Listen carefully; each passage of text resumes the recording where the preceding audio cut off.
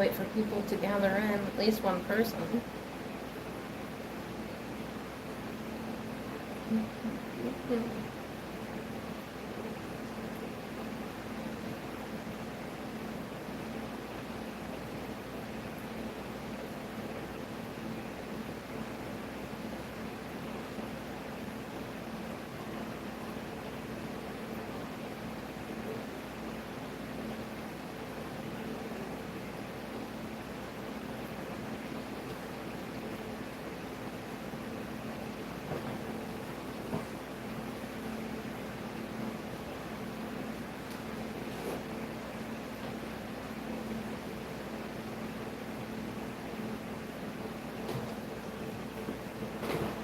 Welcome in, Jeff. Why are we always in? Yeah, monsoon. I typed, I'm setting up real quick. I'll be monsoon soon. I meant on soon. But, you know, typo. I thought it was funny.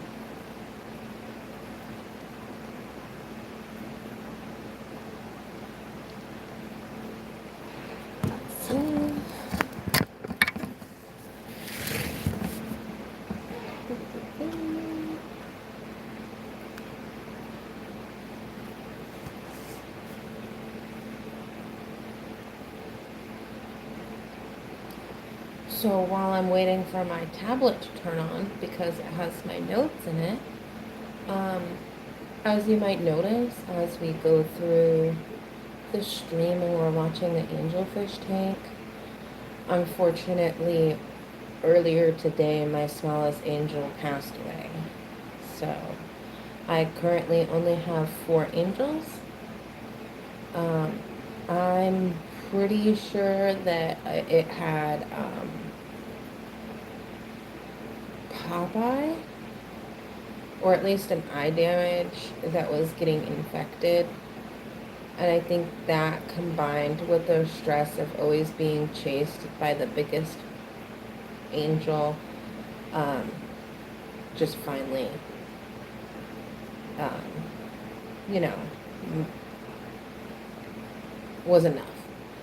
So, unfortunately, I only have 4 angels left, which has made things interesting.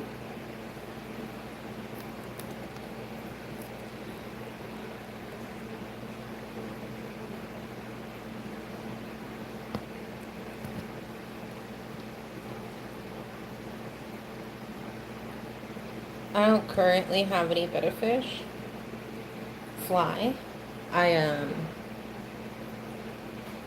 I had a couple of domestics that passed away, and I'm not planning on at the moment getting any new domestics.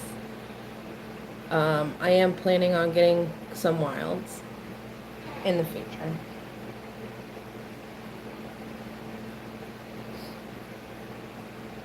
Well, while we're waiting, I will feed the fish. That's always fun.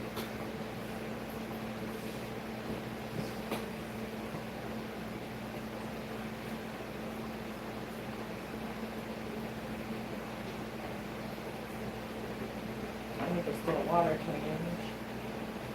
That's not cool.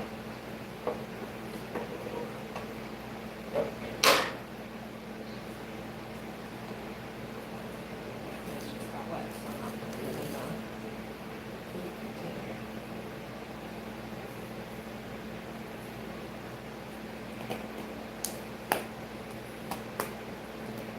Since I'm not reaching out food, I don't know if I fed them enough or not.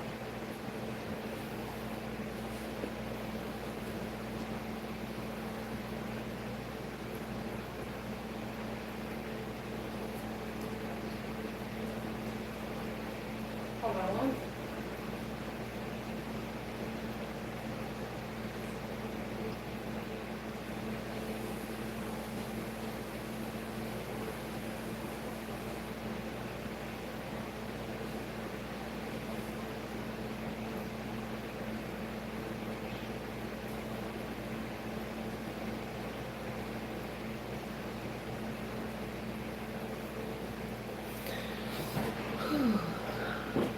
Sorry, I went to wash my hands real quick since I touched the tank water.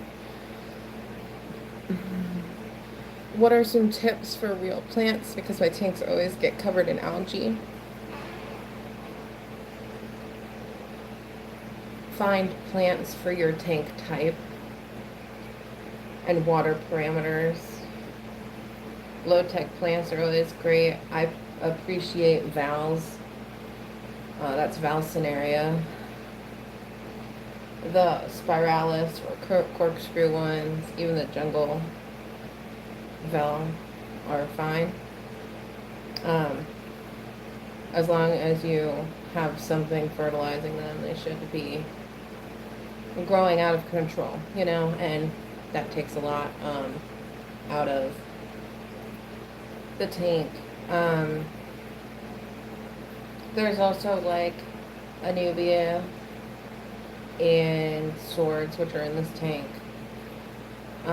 Swords do like to die back and then regrow. So, that's why they look kind of tattered, because they are new. But yeah, basically any easy plants are going to be great for just starting out. And, you know, as long as you have fish in the tank, you don't really need fertilizer, at least at first and with easy plants. 3G, love me some angels. These guys are great. I love them. They're very personable. They should be eating now, so you should be able to see them where they are, but oh man. Well, the unfortunate part is that I did have one pass away. But the good news is now that I have 4, I have room for 2 more, and can have a good even number. So I think sometime, maybe December, I'll get 2 more and quarantine them up, put them in the tank. My glow angels laid eggs this weekend. It's pretty cool. Welcome in, Mike Hunt.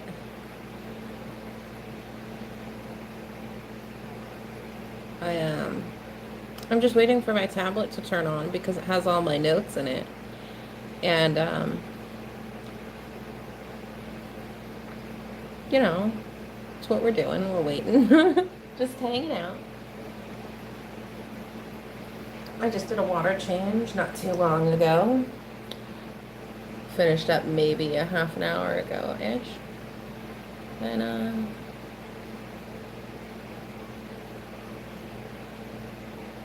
the hard water stains on this tank. Wow. They're so bad.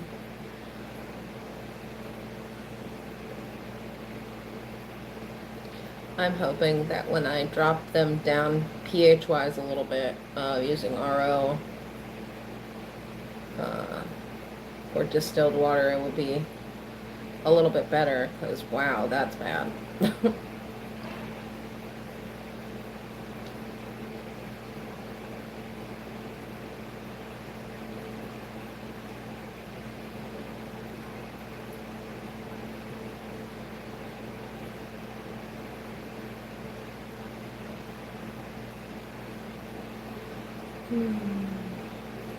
I don't know, guys. If my tablet doesn't turn on, I don't know what we're gonna do.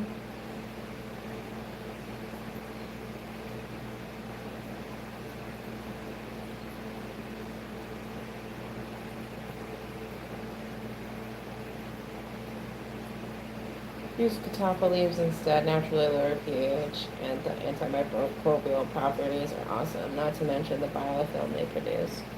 Yeah, I mean, that's part of the plan. I do want light tannins, especially when I start to breed. The angels, of course.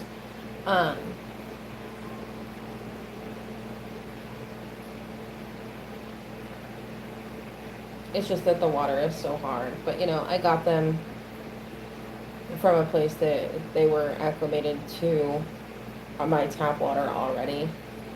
So,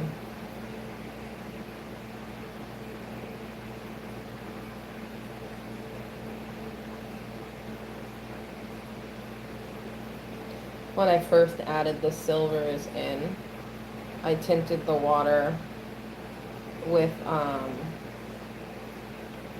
alder cones, and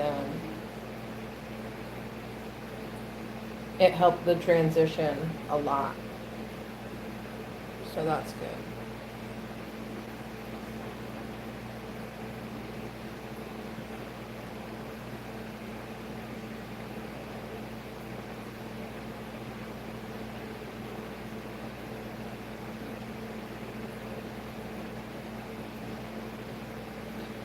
I like tapaliers because if you don't want to see the litter in your tank, you can put them into the back of your HOB hob. I always think that saying hob sounds funny. Um, yeah, I don't have a hob. I do have a canister and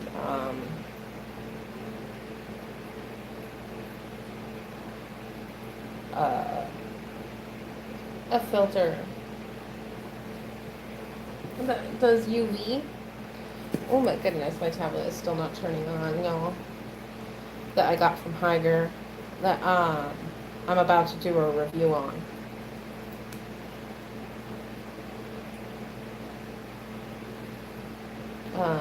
Spoiler, I like it. It's alright. It's good.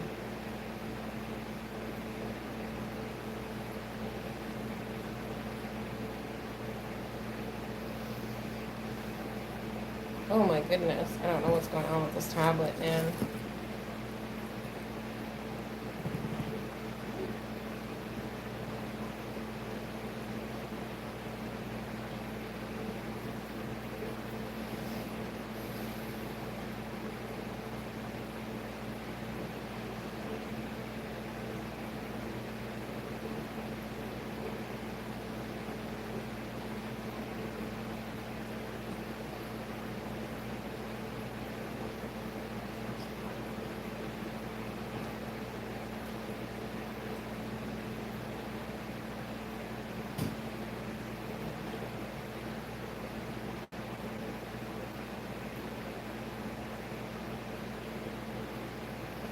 Welcome in, Lisa.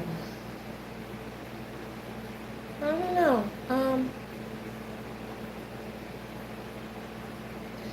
Sometimes I don't even notice the silver angels because they look like the dying leaves or dead leaves on the Amazon swords. So I kind of mistake them for like dead Amazon sword leaves.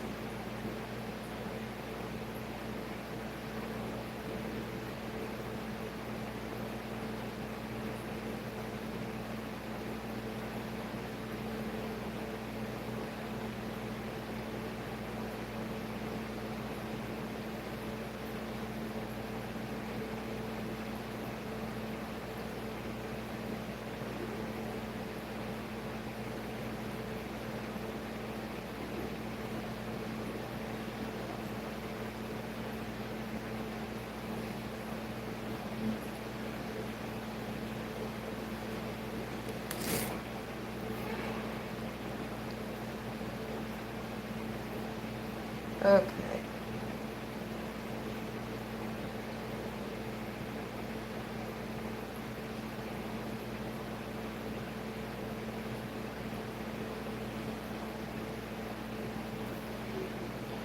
Well, what I'm gonna do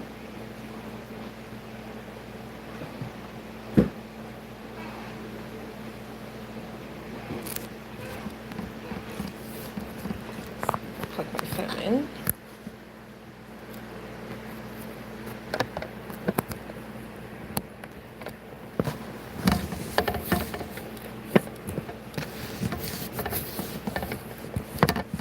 Sorry about the shaking now. I'm just making sure that's straight.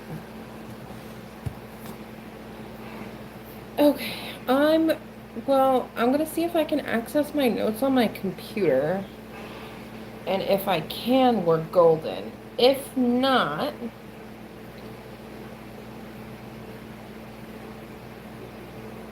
I might just hang out with y'all. I don't know.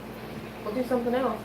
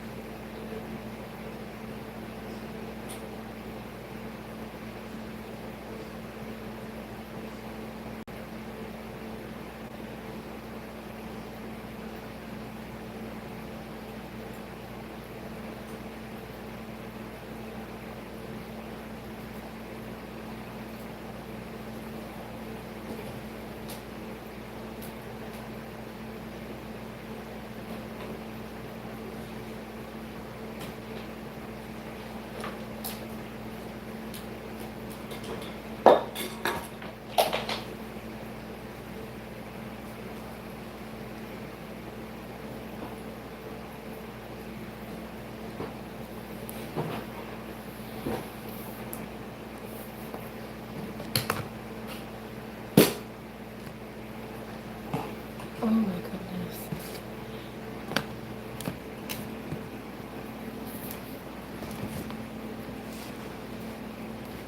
It looks like I've gotten my notes on my computer. I had to download an app and it looks to be working, although it said that it wasn't. It's completely compatible. Okay.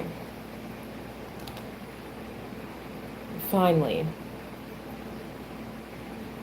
we're getting to the topic. Let's see.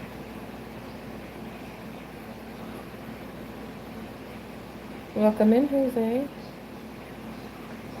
And I don't think anybody else came in. All right.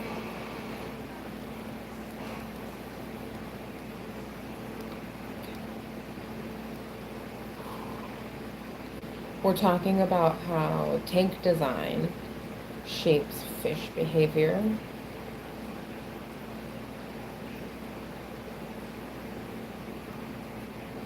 I'm just going to jump into it. I'm sure you're wondering, does tank design and the way you set up your tank really matter?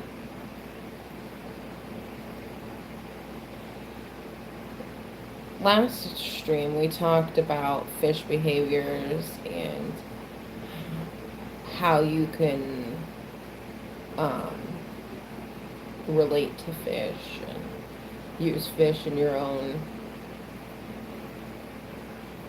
mental well-being. But and we went into a lot of why it's good to observe your fish and learn their behaviors.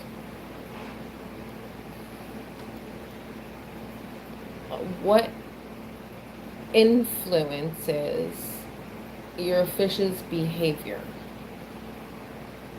Well, their environment.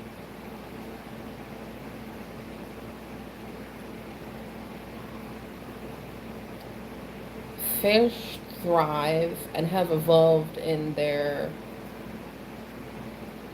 natural environments for a reason.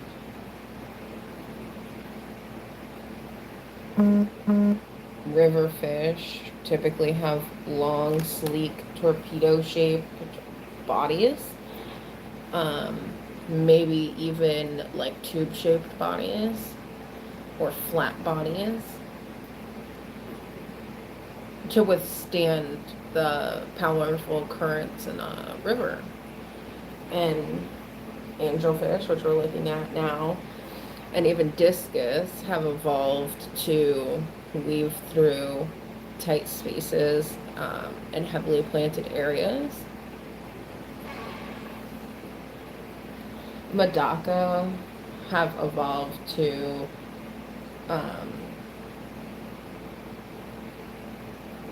be in shallower waters. They're insect eaters and very small and compact fish.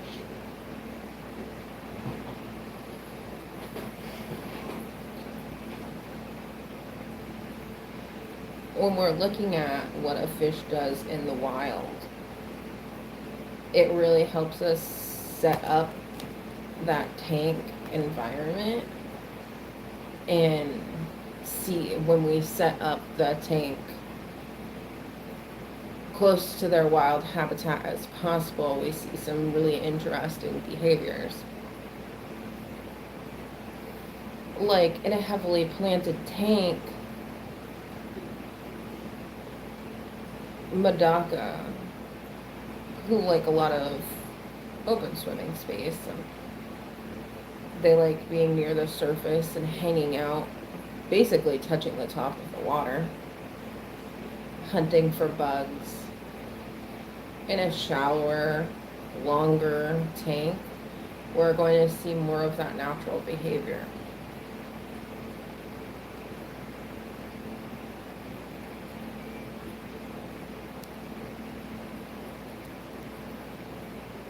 Also,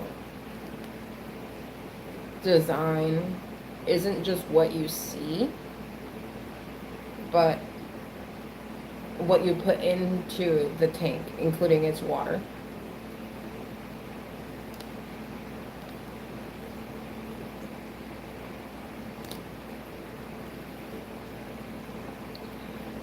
Like I said, Medaka much prefer, like a lot of fish, horizontal swimming spaces.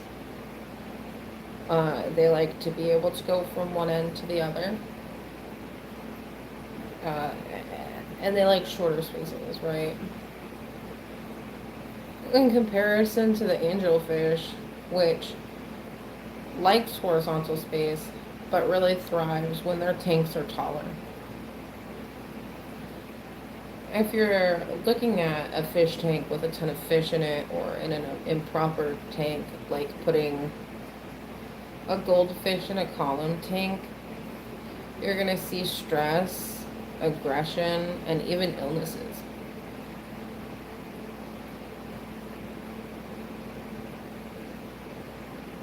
Welcome in, Jeff.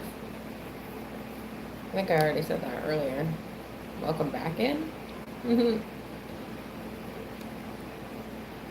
And things like loaches and, I guess, quarries and other bottom dwellers really prefer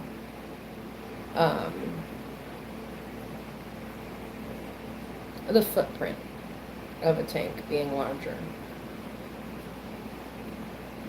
since I forgot to mention those. We can look at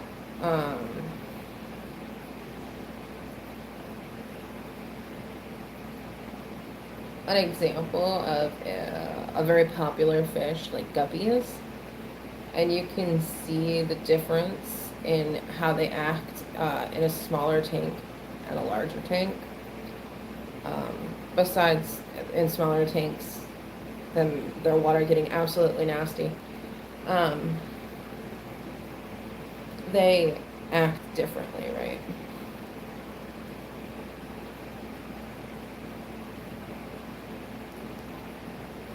I want to take a little aside to talk about water parameters. Um, pH, hardness, temperature, and of course, like, we'll go a little bit in on cycling and whatnot. Um, the water parameters of your tank, depending on your species that you have in there, um,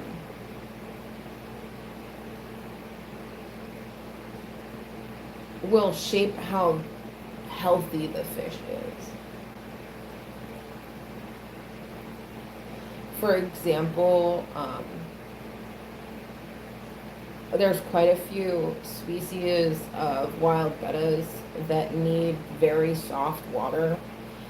And when I'm talking about very soft water, I am talking about water that is at or below pH 6, but typically pH 5. Right, and below. pH 5 and below. A lot of these species, with increased hardness and increased pH, will get stressed and lose color. And, they'll be more, how do you say, like, timid. And they won't come out. They'll hide more.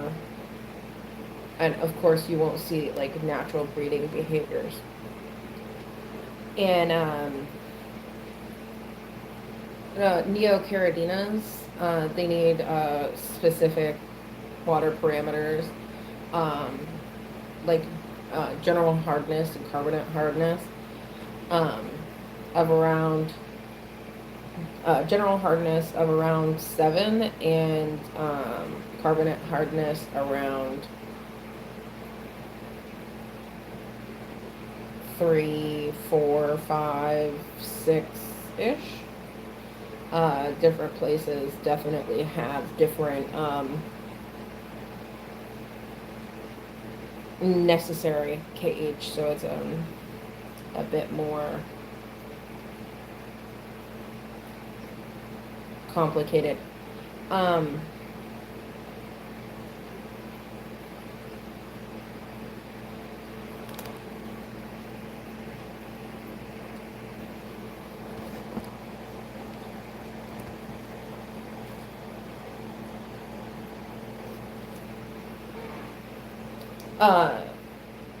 And they thrive around neutral pH, but they're a little bit more adaptable to different pHs.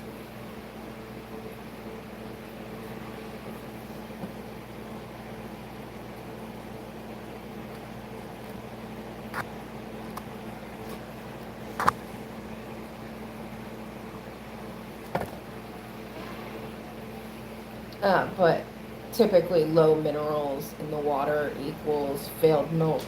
I also want to touch on that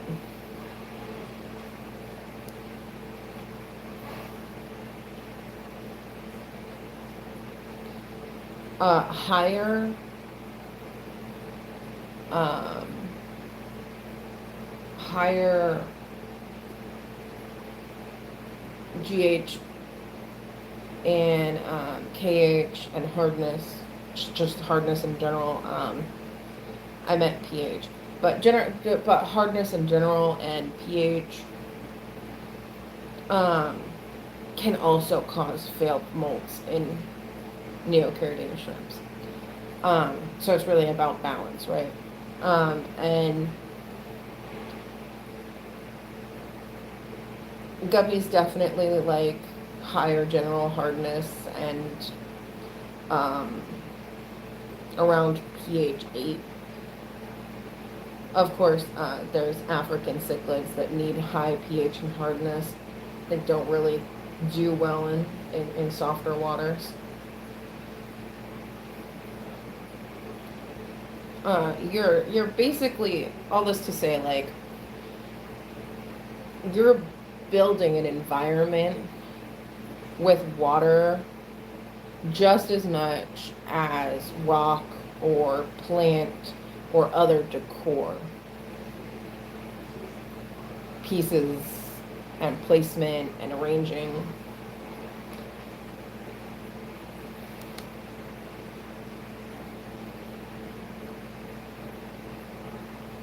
Speaking of placements and arranging, um, we'll move into different types of layouts. So there's open versus dense. There's line of sight breaks.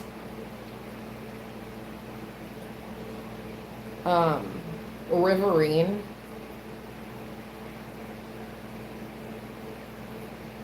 And traditional open aquascapes, right? Think Takashi Amano.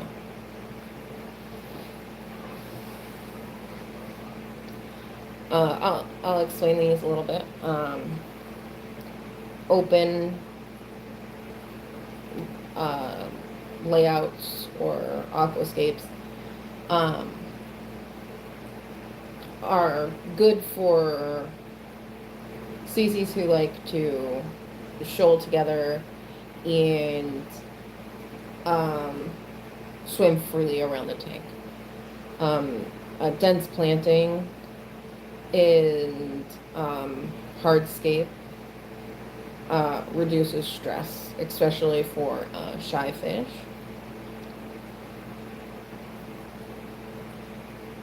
Line of sight breaking, for typically this is used for more aggressive fishes like cichlids, and it is setting up a tank in which you have a lot of vertical items and sometimes plants, but depending on the cichlid, they might eat those. So rocks, wood, typically wood, right? But for things like my angels, I can use plants.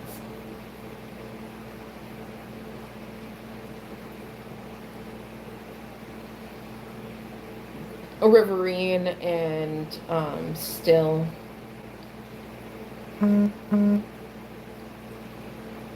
Fish that like higher flow, you're definitely going to set up a tank differently than, for example, a betta tank or a Medaka tank, which both don't love high flow. You're typically not going to have as many plants in a riverine setup as you would in a calmer water tank.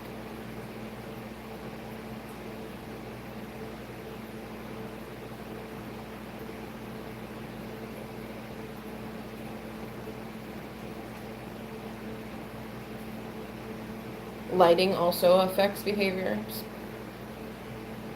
How long you keep the light on. Let's say if you keep the light on for 6 hours versus 12 hours. there are some people who don't turn their tank lights off at all, and that can increase stress, right? And really depends on what species you have, but typically the more light you have, the more stressed the fish are going to be. Both in terms of um, length of the time that the lights are on and intensity of the lights.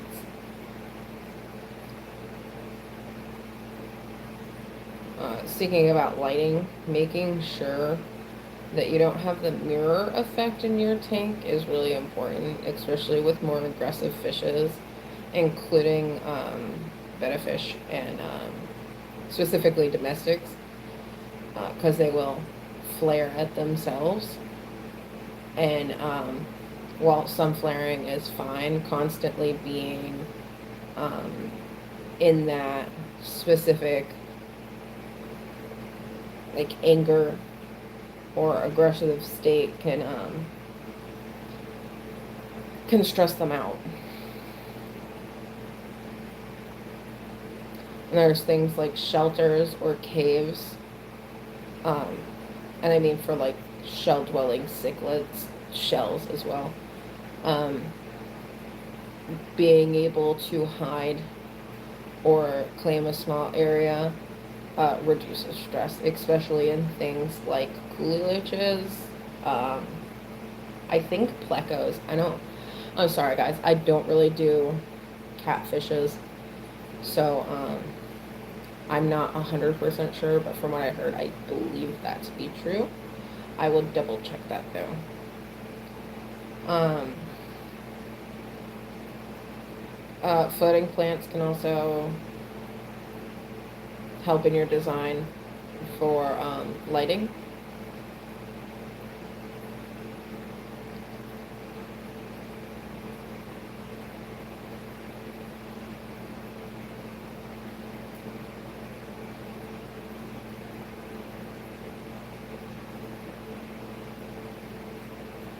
I wrote some examples down for my tanks. Um, Thank you, Mike, for handling the situation in chat. I'm going to take a breathing break, get some water. Be back.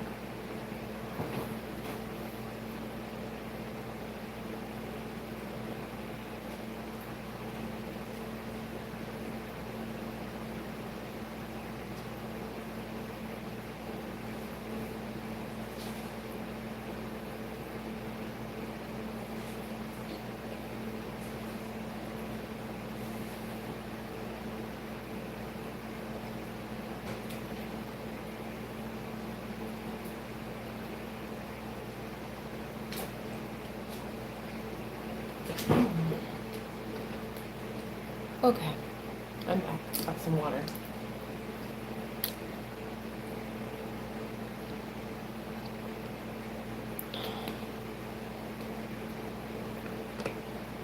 We're looking at the angelfish tank. You can see that there's a lot of space. Well, I don't know actually if you can see that there's a lot of space. Hold on 1 second. You can see my computer.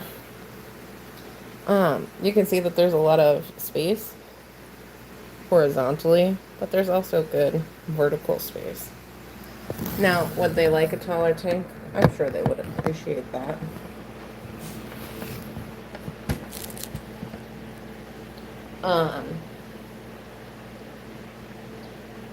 But they like their territory is blocked out in vertical space as well as not so much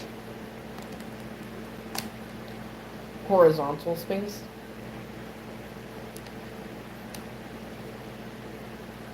So you'll see them take like a slice tank like this. If you can see back here, there's the two darker angels back there, and that is their territory. They've claimed that space. And then the silver angels typically go over there, especially at night. They really like that one plant.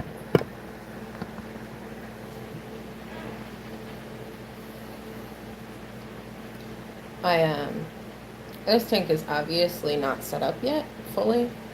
Um, I need to get wood and some more plants, but the plan is to have lots of wood vertically, um, to give more line of sight break, especially as I get more angelfish.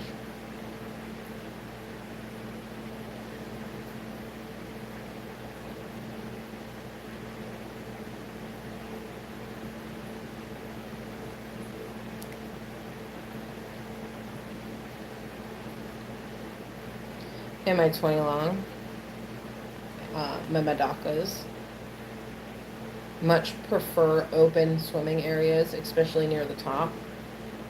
Right now it is heavily planted, and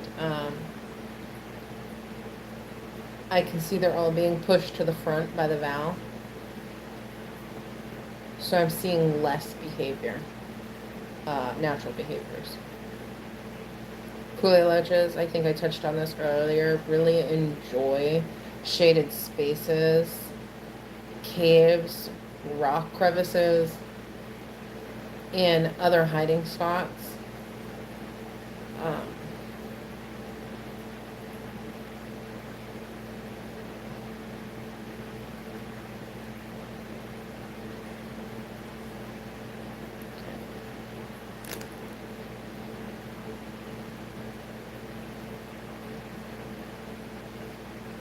I want to go over some common mistakes. That's um, ignoring water parameter needs. For example, keeping soft water fish in hard water, or keeping hard water fish in soft water. I almost said salt water. Please don't keep freshwater fish in salt water either.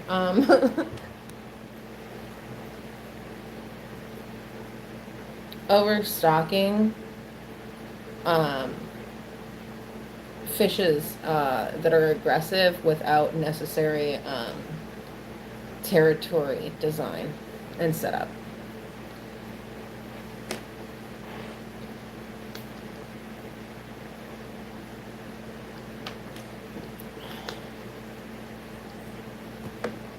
You really are going to want to make sure that you're researching your fish, compatibility with other fish, and making sure that their needs are met, both in parameter and territory design.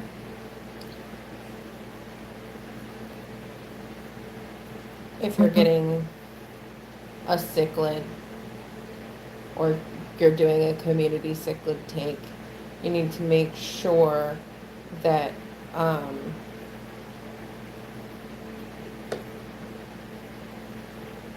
you need to make sure that first you're looking at these fish maybe when they're babies, you're getting them from a store or maybe from a breeder or something. But when you bring them home and they grow up, right, one might be significantly larger than the other one and kill the smaller one, right? So make sure you do your research before that happens, and you're setting up territories depending on your fish. Also, that's the same thing goes to the same thing, research. Make sure that you are not ignoring water parameter needs of your fish. Now, there are some fish that are more adaptable. Angels are a great example, where I am keeping them in tap water. I think there's quite a few fishes that are fine with varying degrees of pH. But make sure that you have one of those fish, or get a fish that suits your water. I want to touch on pretty tanks. Just because a tank is beautiful, like Takashi Amano. Lovely, beautiful tanks. But if you'll notice, there's not a lot of plants for fish to hide in. They're typically trimmed pretty low. So make sure you have fish that want those open spaces and not ones that want to hide in plants. So even if the tank is pretty, make sure that it is functional for your fish.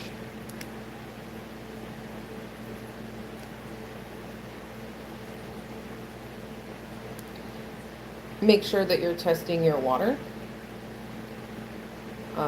matching the species to that water or changing the water. And then make sure you're setting up the tank and scaping it or setting it up to the specifications of the specific fish type that you have.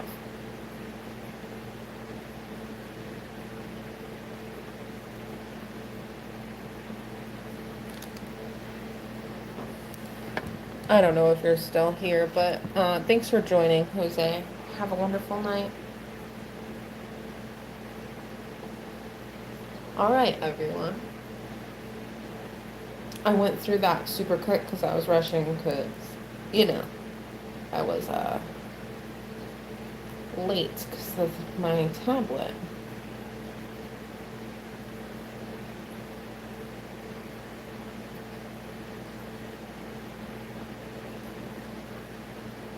Let's see.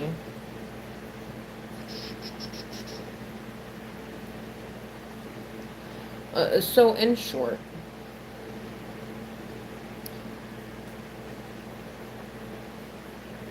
let's see. Tank design is probably one of the most important parts of your fish's journey with you, right? It defines how they're going to act in your care. Whether it be a territorial fish that needs territories built, or a soft water or hard water fish where you're going to need to change or adapt your water parameters. I'll touch lightly on cycling in a second.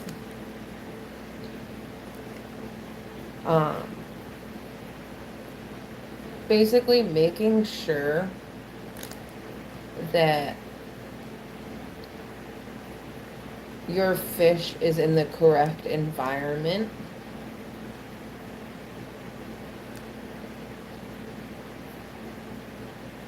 is going to help your fish thrive.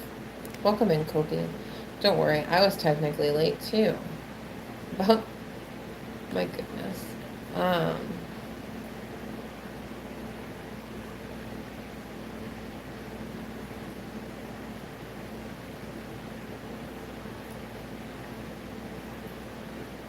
While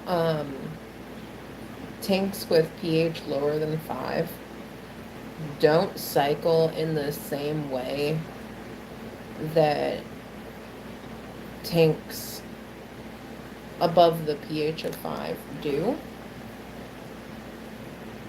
making sure that you cycle your tank before you add fish is going to increase your chances with them, right? Designing your tank is amazing. Making sure that the parameters are right are perfect. But if your tank isn't set up for fish living in it, you cannot add fish. Yes, there is fish cycling, but I think that should be reserved for fish, for emergencies only.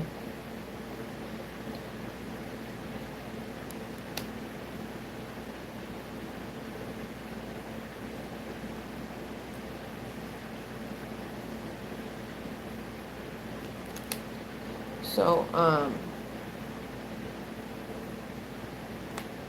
For this last part, I want to know if y'all design tanks around your fish, or if you've bought fish to match your tank instead.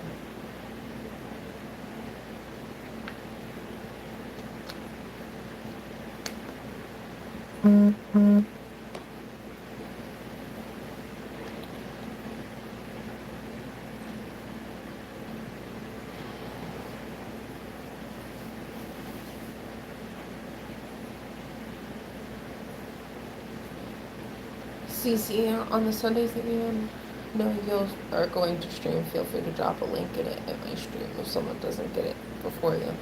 Oh, thank you. I'll keep that in mind.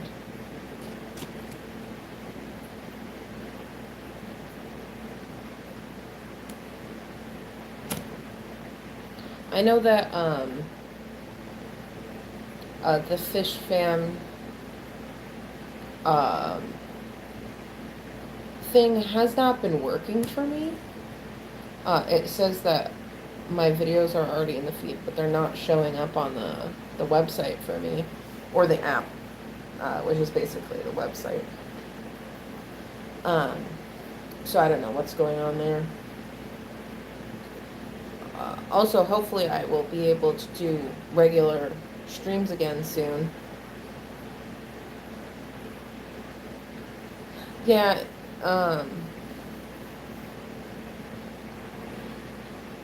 it seems to have been pretty buggy lately. I don't know. I don't know what's going on there. But I hope y'all don't mind the vertical streams. I know we get some interesting individuals. Um,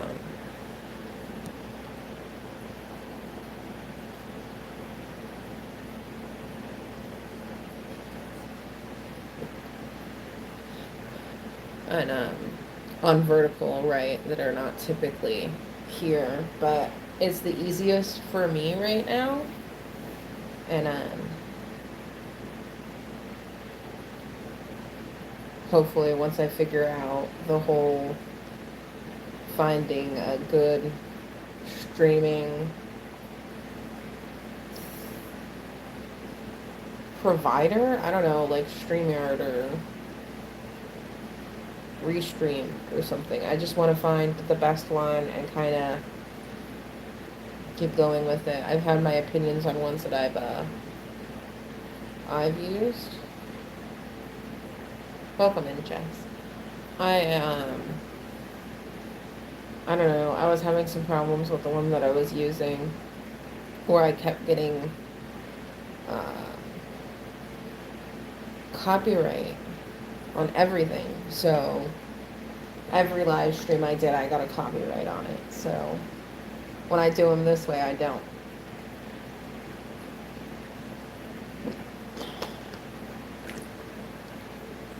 I use Streamlabs currently.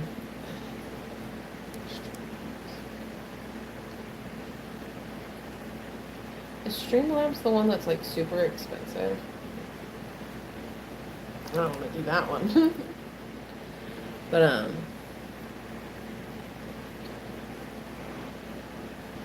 I also have to find a way to get my cameras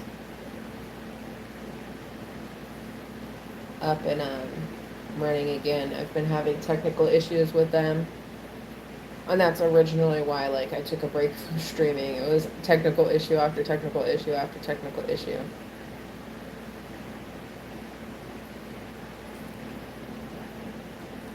StreamYard is the expensive one. Ugh. Their names are also similar.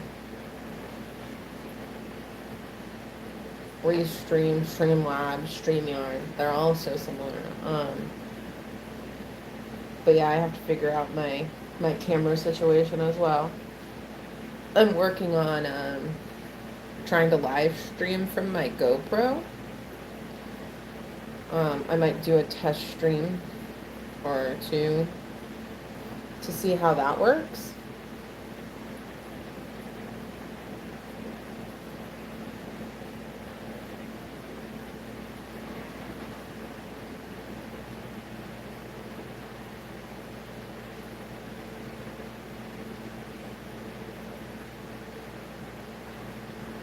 Welcome in, Lost.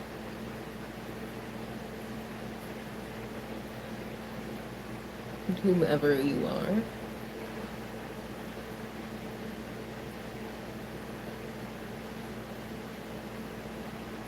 I still pay for Streamlabs, but I believe they still have a free version and it didn't allow guests, so I upgraded.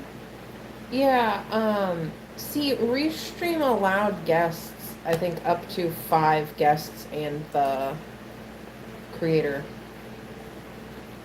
for free. That's why I liked it so much. It was just every single time. And I was like, I,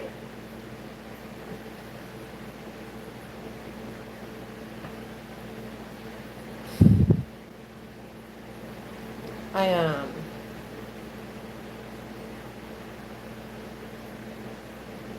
don't know, it's just difficult. Like, even when I wasn't playing music, I was still getting copyrights. I'm like, that doesn't make any sense. It's like, it saw that I was using Restream, and it got me for something.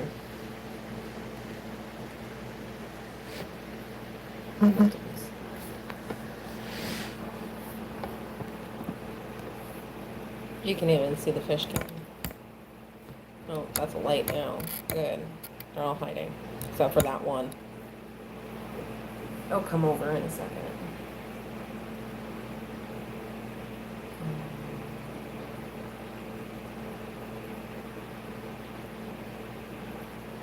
Yeah, pretty much. Alright, y'all. If you would like to buy art from me, please message me on Discord, Instagram, email, and let me know. Right now I'm doing discounts on fish art. The canvases are $25, which is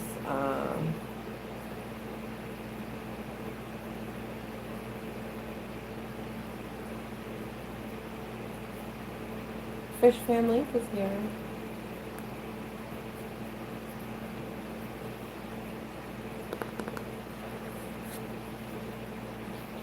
The canvases are $25 each.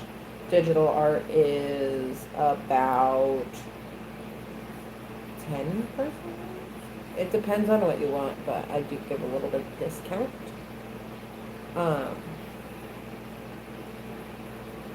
If you're interested, please let me know. Helps me out a lot.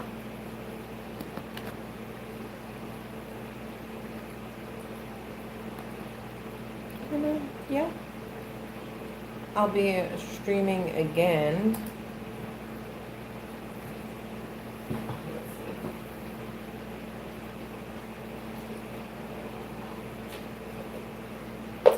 I'll be streaming again.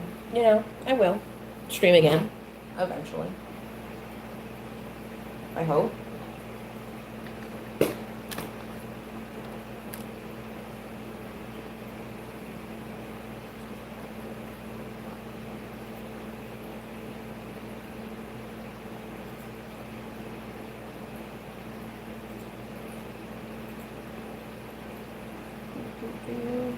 Once.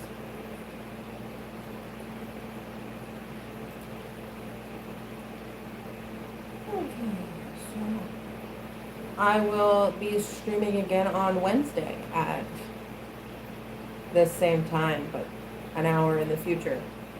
An hour in the past. Wow. I'll be streaming Why Fish Thrive or Don't. We'll discuss why some species adapt to captivity and some exceptions of common fish keeping rules. If you're interested,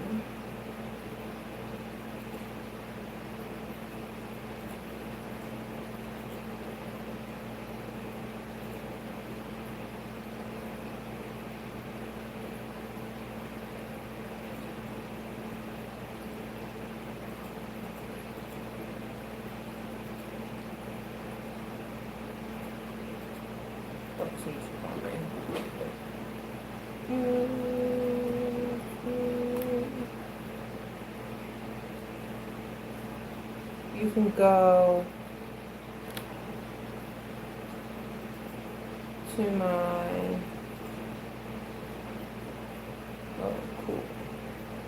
Let's see. YouTube. Where's YouTube?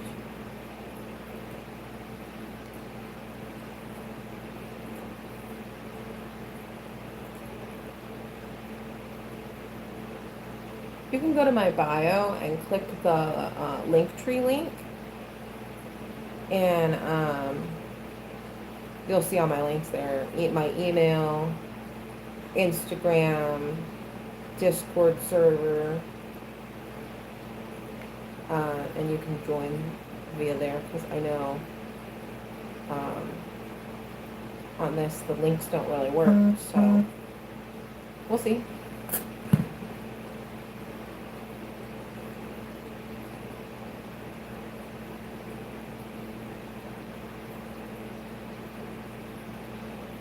All right, everybody, that's it for me. I'll see you all on Wednesday. Bye. Thank you. Bye.